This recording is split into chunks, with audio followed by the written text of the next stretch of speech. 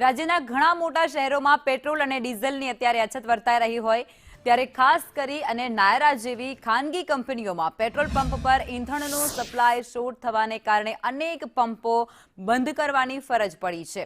અમદાવાદના બોપલઘુમા વિસ્તારથી લઈ ગાંધીનગર, વડોદરા, રાજકોટ અને સુરત જેવા મહાનગરોમાં આ સ્થિતિ વધુ ગંભીર બની ચૂકી છે। ખાનગી પંપો બંધ થવાને કારણે વાહન ચાલકો હવે સરકારી પેટ્રોલ પંપો તરફ વળ્યા છે, જેના લીધે એચપી અને બીપીસીએલના પંપો પર કિલોમીટરો લાંબી કતાર જોવા મળી રહી છે।